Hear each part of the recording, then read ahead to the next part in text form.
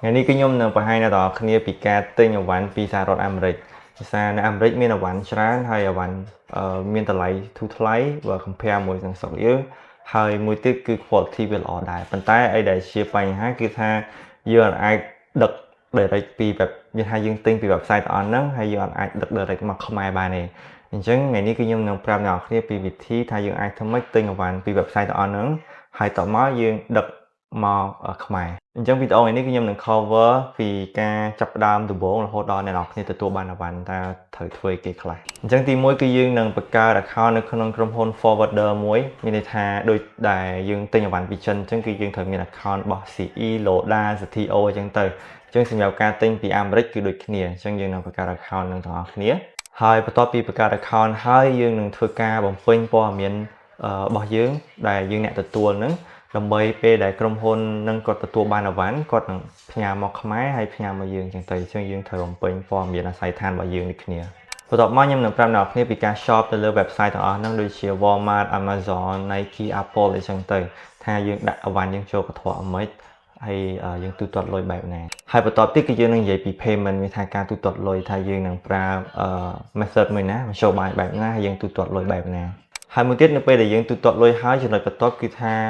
តើអីវ៉ាន់ហ្នឹងដឹកមកដល់ឃ្លាំងឬនៅហើយពេលមកដល់ហ្នឹងយើងនឹងទទួលបានសារបែបណាហ្នឹងគឺខ្ញុំនឹងបង្ហាញដល់អ្នកគ្នាដូចគ្នាហើយចំណុចមួយទៀតគឺថាពេលដែលអីវ៉ាន់បានមកដល់ឃ្លាំងហើយគឺយើងត្រូវការ select អីវ៉ាន់ដល់ថាបើអីវ៉ាន់អ្នកគ្នាមាន2ឬក៏3ដែលមកពី website ផ្សេងគ្នាយើងត្រូវការ select អីវ៉ាន់ដើម្បីយើងចង់ឲ្យអីវ៉ាន់ណាដឹកមកខ្លះឬក៏យើងមានតែអីវ៉ាន់មួយទេគឺយើងនឹងធ្វើការរើសក្រុមហ៊ុនដឹកជញ្ជូនដែលគេ provide មាន2-3អញ្ចឹងទៅមាន DHL FedEx ឬក៏តាមរយៈ post អីចឹងទៅអញ្ចឹងជា option យើងរើសទៅថាយើងចង់បានលឿនឬក៏ធម្មតាអញ្ចឹងទៅតម្លៃគេមានតាមនឹងដូចគ្នាបន្ទាប់មកទៀតខ្ញុំនឹងបង្ហាញដល់អ្នកគ្នាពីការ pay ទៅលើការដឹកជញ្ជូនថាការ pay បែបណាហើយពេលដែលយើង pay ហើយយើងបាន tracking number បែបណាដើម្បីយើងយកទៅ check ពេលដែលយើងចង់ដឹងថាវ៉ាន់យើងមកដល់ណាហើយអញ្ចឹងណាហើយចំណុចចុងក្រោយគឺយើងនឹងមកសិក្សាអំពី custom in Cambodia មានថាពន្ធបើសិនបើវ៉ាន់ខ្លះវាជាប់ពន្ធវ៉ាន់ខ្លះវាអត់ជាប់ពន្ធអញ្ចឹងទៅតែជាទូទៅវ៉ាន់ដែលនៅក្រោម$50វាអត់ជាប់ពន្ធទេតែបើលើហ្នឹងវ៉ាន់ខ្លះអាចជាប់វ៉ាន់ខ្លះអាចអត់ជាប់ព្រោះខ្ញុំពេលខ្ញុំទិញពេលខ្លះទៅក៏វ៉ាន់ហ្នឹងវាលើស$50ប៉ុន្តែស៊ីសងលើការវេចខ្ចប់របស់គេពេលខ្លះវាអត់ជាប់ពន្ធទេអញ្ចឹងយើងនឹងសិក្សាទៅលើចំណុចហ្នឹងទាំងអស់គ្នាហើយពេលដែលវាជាប់ពន្ធឬក៏អីចឹងអត់បញ្ហាទេក្រុមហ៊ុនដឹកជញ្ជូនគេនឹងតាក់ទងមកដល់គ្នា provide ដល់គ្នាជា quote ជា information អីផ្សេងៗទៅអញ្ចឹងមិនបាច់បារម្ភទៅលើចំណុចហ្នឹងអញ្ចឹងចំណុចចុងក្រោយគឺអ្វីអ្នកគ្នានឹងធ្វើការដឹកមកកាន់គេថាអ្នកទាំងអស់គ្នាក្រុមហ៊ុនដឹកជញ្ជូនគាត់នឹងតាក់ទងមកកាន់អ្នកទាំងអស់គ្នាដើម្បីគាត់ដឹកអ្វីអ្នកទាំងអស់គ្នាទៅតាមលេខទូរស័ព្ទនិងអាស័យដ្ឋានដែលអ្នកគ្នាបានពេញនៅក្នុងក្រុមហ៊ុនដឹកជញ្ជូនហ្នឹងអញ្ចឹងអ្នកគ្នាកុំភ្លេចជួយ subscribe like ក៏ដូចជា share វីដេអូហ្នឹងផងខ្ញុំនឹងធ្វើវីដេអូបង្រៀនពីការទិញអីវ៉ាន់បែប second hand refurbish ពីអាមេរិកពីជប៉ុនអីចឹងបន្ថែមទៀតដូចគ្នាអូខេអញ្ចឹងសម្រាប់ដំណាក់កាលដំបូងគឺអ្នកទាំងអស់គ្នាត្រូវការបង្កើត account MyUS ដែលជាក្រុមហ៊ុន forwarder មួយមានន័យថាវា work ដូចតែទៅនឹង CE ZTO ដែលយើងទិញអីវ៉ាន់ពីចិនដូចគ្នាមានន័យថាដំបូងគឺអ្នកទាំងអស់គ្នាទូទាត់លុយនៅក្នុង website ហ្នឹងហើយបន្ទាប់មកគឺអ្នកទាំងអស់គ្នាដឹកអីវ៉ាន់ហ្នឹងទៅកាន់ warehouse នៅប្រទេសចិនដែលជាក្រុមហ៊ុនរបស់គេហ្នឹងហើយបន្ទាប់មកគេនឹងដឹកបន្តទៀតមកខ្មែរហើយគេគិតថ្លៃដឹកជញ្ជូនដឹកអីដូចគ្នាចឹងឯងតែគ្រាន់តែ website របស់អាមេរិកខ្លះអ្នកគ្នាអាចទិញផ្ទាល់នៅក្នុង website ហ្នឹងបានទេគឺអ្នកគ្នាត្រូវការ pass link ចូលទៅក្នុង website MyUS ដើម្បីធ្វើការទិញដោយសារតែ website ខ្លះវាត្រូវយើងមានដាក់លេខទូរស័ព្ទនៅអាមេរិកនៅអីចឹងទៅអញ្ចឹងវាស្មុគស្មាញច្រើនអញ្ចឹងforwarder នេះក្រុមហ៊ុននេះគឺគេមាន option ហ្នឹងដើម្បីធ្វើឲ្យការទិញរបស់យើងកាន់តែងាយស្រួលអញ្ចឹងណាអ្នកនរគ្នាអូខេអញ្ចឹងដំណាក់កាលដំបូងគឺយើងធ្វើការ sign up មានថាបង្កើត account អ្នកគ្នាអាច sign up for free បានវាមាន option free សម្រាប់យើងនេះគ្នាអញ្ចឹងបើសិនមកអ្នកគ្នាត្រូវការទិញច្រើនចាំអ្នកគ្នា subscribe ទៅកញ្ចប់ premium ឬក៏ business អីចឹងទៅតែបើថាយូរយើងទិញម្ដងទេក៏យើងទិញមកប្រើទេ it's okay សម្រាប់កន្លែងនេះផងដែរខ្ញុំចង់បញ្ជាក់ថាបើយើងទិញយកមករកស៊ីខ្ញុំគាត់ថាវារៀងអត់សូវចំណេញច្រើនឬក៏ពេលខ្លះវាអត់ចំណេញហ្មងដោយសារតែថ្លៃដឹកនិងសេវាអីផ្សេងៗវារៀងថ្លៃអញ្ចឹងណា តែបើអ្នកគ្នាទិញខ្ញុំមកប្រើខ្ញុំគិតថាអ្នកគ្នាចំណេញដោយសារតែតម្លៃទោះមិនក៏វានៅរៀងធូរដែរអញ្ចឹងខ្ញុំចុច sign up đâyនេះមក for free អញ្ចឹងដំបូងគឺអ្នកគ្នាពេញឈ្មោះមកអញ្ចឹងខ្ញុំដាក់ make up ឈ្មោះមួយចាស់ហើយ last name យើងដាក់យើងចិត្តដាក់យើងដាក់ឈ្មោះយើងមកដាក់ឲ្យត្រូវដែលឈ្មោះអ្នកគ្នាហ្មងណាតាក់ញ៉ាំបានអញ្ចឹងទៅព្រោះស្រួលដើម្បីពេលគេដឹកពេលអីអញ្ចឹងទៅអានេះខ្ញុំដាក់ចោលសិនដោយសារតែខ្ញុំមាន account របស់ខ្ញុំហើយគ្រាន់ខ្ញុំប្រាប់ flow មកអ្នកទាំងអស់គ្នាទៅហើយរួចខ្ញុំនឹង log in ចូល account របស់ខ្ញុំហ្មង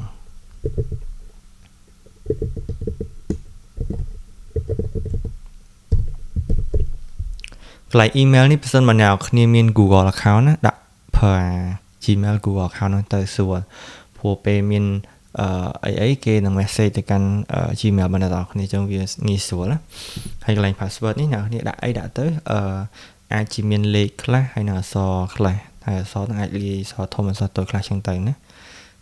ឡូវថតថាខ្ញុំដាក់1 2 3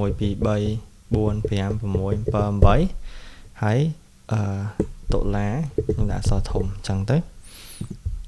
តែវាគ្រីចឹងមានថាអូខេហើយចឹងខាងក្រោមខ្ញុំវាយpassword នឹងភាសាទៀតមក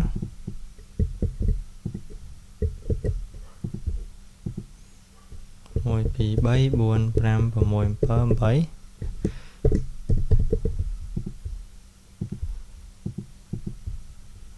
អូខេអញ្ចឹងបន្ទាប់មកទៀតគឺយើងត្រូវបំពេញ shipping address មានន័យថាអាស័យដ្ឋាននៅប្រទេសខ្មែរដើម្បីឲ្យពេលដែលវ៉ាន់មកដល់ឃ្លាំងគេត្រូវដឹកឲ្យយើងអញ្ចឹង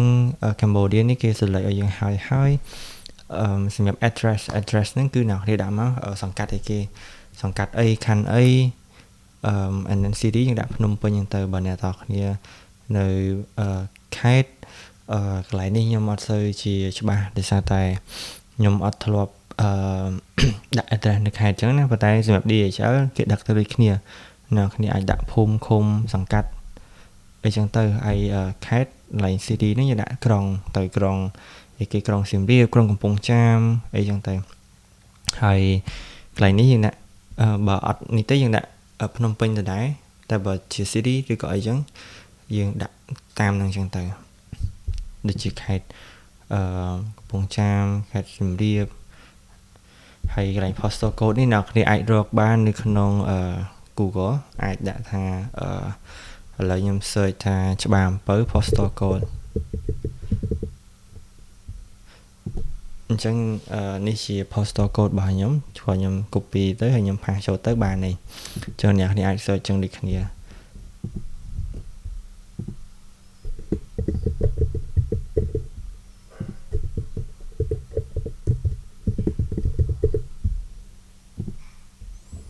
ហើយកន្លែងនេះអ្នកគ្នាកុំភ្លេចលេខទូរស័ព្ទដោយសារគេត្រូវទេមកអ្នកគ្នាអញ្ចឹងដាក់លេខទូរស័ព្ទណាដែលយើងប្រើតែអញ្ចឹងទេគេតាក់ទងបានអាវ៉ាន់ A នៅហ្នឹងឯងអូខេអញ្ចឹងបន្ទាប់មកកន្លែងនេះគឺយើងត្រូវបំពេញpayment របស់យើងជា credit card ឬក៏ debit card អីចឹងទៅហើយនឹងអ្នកគ្នាអាចប្រើ PayPal ក៏បានអញ្ចឹងកន្លែងនេះអ្នកគ្នាអាចមាននេះជាទូទៅដូចជាបោះ ABA បោះអីចឹងទៅACDA អីចឹងទៅអញ្ចឹងអ្នកគ្នាបំពេញ line card នឹងចូលមកអញ្ចឹងបន្ទាប់ពី process នឹងហើយគឺ ready ហើយអត់មានអីត្រូវនេះទៀតទេអ្នកគ្នានឹងទទួលបាន account myus.com ឯងអញ្ចឹងមកដល់ដំណាក់កាលនេះអ្នកគ្នាទទួលបាន account រួចរាល់ហើយអញ្ចឹងគ្រាន់តែយើងចូល check មើល information មួយចំនួនថាយើងមានពេញកន្លែងណាខុសកន្លែងណាអីអត់អីចឹងទៅអញ្ចឹងតែប៉ុណ្្នឹងហើយយើង ready ហើយជាពិសេសកន្លែង address book អីនេះយើងអាចចូល check មើលបានស័យដ្ឋានរបស់យើងនៅខ្មែរនឹងវាត្រូវអស់នៅនេះខ្ញុំឲ្យដាក់ឲ្យអ្នកគ្នាមើលស័យដ្ឋានរបស់ខ្ញុំមកខ្ញុំដាក់ default នេះណាហើយpayment method កន្លែងនេះខ្ញុំសុំបាំងតិចដោយសារតែវាជា credential information អញ្ចឹងអ្នកគ្នាអាច adjust add credit card បន្ថែមទៀតអីបានកន្លែងនេះ pretty easy បើសម្រាប់អ្នកគ្នាថាគឺថាចង់ទិញអីវ៉ាន់ពីអាមេរិកឬក៏ប្រទេសណាអញ្ចឹងឬក៏អ្នកគ្នាធ្លាប់ទិញអីវ៉ាន់ពីចិនហើយការបំពេញព័ត៌មានកន្លែងនេះគឺដូចតែគ្នាទេអត់មានអីខុសគ្នាទេអ ញ្ចឹងដូចជាមានតែប៉ុណ្្នឹងឯងហើយអញ្ចឹងយើងចូលដំណាក់កាលបន្ទាប់ទៀតគឺយើងធ្វើការទិញអីវ៉ាន់ពីអាមេរិកអញ្ចឹងនេះខ្ញុំនឹងប្រើ website មួយជា website របស់អាមេរិកដែលលក់អីវ៉ាន់ online ក៏ដូចជាគេមានហាងផ្ទាល់អីដូចគ្នាខ្ញុំទិញពី Walmart អញ្ចឹងទៅអញ្ចឹងនៅក្នុងនេះវាមានផលិតផលច្រើនអីវ៉ាន់ច្រើនដូចតែស្តៀងទៅនឹង Amazon ដែរប៉ុន្តែខ្ញុំ prefer website នេះច្រើនជាង Amazon អញ្ចឹងអីវ៉ាន់វាអីតម្លៃល្អច្រើនតាំងអីវ៉ាន់ថ្មីអីវ៉ាន់ refurbish អីវ៉ាន់អីផ្សេងនិយាយទៅច្រើនណាស់នៅក្នុងនេះអញ្ចឹងថ្ងៃនេះខ្ញុំនឹងលើកឧទាហរណ៍មួយខ្ញុំនឹងទិញឧបករណ៍នេះប្រកបឧបករណ៍ on TV ហ្នឹងហើយខ្ញុំឃើញមានគេលក់នៅខ្មែរដែរហើយតែខ្ញុំចង់ទិញពីអាមេរិកតម្លៃវាធូរជាងច្រើនហើយឧបករណ៍ហ្នឹងលក្ខណៈថាដូចទូរទស្សន៍យើងអត់ smart TV ទេប៉ុន្តែយើងចង់ឲ្យវាខ្លះជា smart TV យើងក៏ដោតឧបករណ៍ហ្នឹងទៅវាធ្វើឲ្យទូរទស្សន៍យើងខ្លះជា smart TV តាមរយៈឧបករណ៍ហ្នឹងវាប្រើ HDMI អញ្ចឹងទៅអញ្ចឹងខ្ញុំនឹងរើសអីវ៉ាន់មួយពីក្រុមហ៊ុនហ្នឹងហើយខ្ញុំនឹងដាក់ទិញឲ្យអ្នកគ្នាមើលធ្វើជាឧទាហរណ៍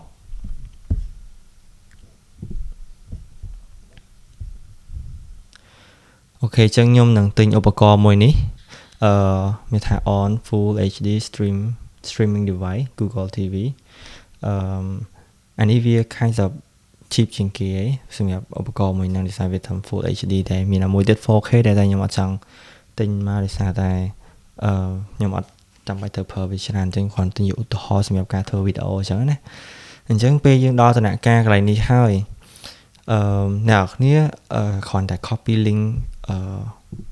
ផលិតផលវ៉ាន់ហ្នឹងទៅ copy វាទៅអូខេអញ្ចឹងអ្នកនរគ្នាចូលទៅកន្លែង My US Shopping ឬក៏ Buying Assistant នេះមកមួយណាក៏បានដែរដូចគ្នាតោះមកអ្នកនរគ្នា pass link ដើម្បីធ្វើការទិញអញ្ចឹងដាក់ link ចូលមកតម្លៃអីវ៉ាន់របស់យើងនេះ 14.88 ហើយនេះគឺជាឈ្មោះ product របស់យើងអញ្ចឹងយើង add to cart មកដាក់វាចូលក្នុងកន្ត្រកអូខេអញ្ចឹងអីវ៉ាន់របស់យើងគឺដាក់ចូលត្រូវបានដាក់ចូលកន្ត្រកហើយនេះគឺជាថ្លៃអីវ៉ាន់ហើយ convenient fee នេះខ្ញុំគិតថាវាទំតែក្រុមហ៊ុន My US ហ្នឹងវាទំតែបន្ថែមពីមុនអត់មានទេតែឥឡូវវាបន្ថែមអញ្ចឹងកន្លែង convenient fee នេះមានថាដូចជាថ្លៃសេវាដែលខាងគេជួយទិញឲ្យយើងអញ្ចឹងទៅដោយសារតែ Walmart មួយគឺយើងអត់អាចទិញ direct បានទេបើយើងអត់នៅអាមេរិកហ្នឹងដោយសារវាត្រូវយើងដាក់លេខទូរស័ព្ទដាក់អីអញ្ចឹងទៅប៉ុន្តែ website ខ្លះទៀតយើងអាចទិញ direct បាននេះខ្ញុំនឹងធ្វើនៅវីដេអូក្រោយអញ្ចឹងសម្រាប់ convenient fee នេះ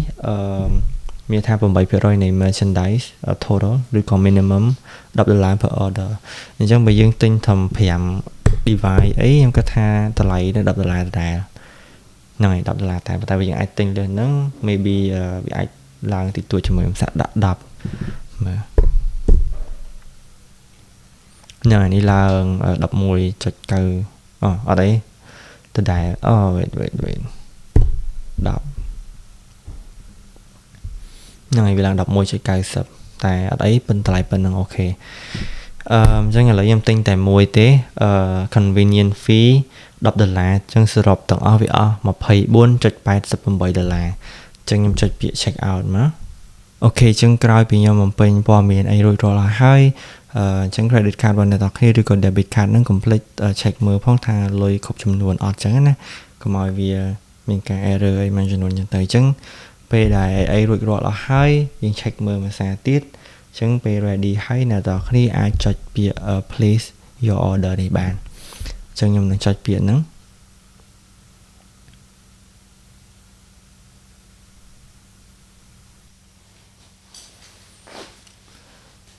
អូខេអញ្ចឹងក្រោយពីយើងរងចាំវាមកសន្ទុះមកវានឹងយើងនឹងទទួលបានសារមួយនេះថា thank you your order has been placed អញ្ចឹងគឺរួចរាល់ហើយតែប៉ុណ្្នឹងឯង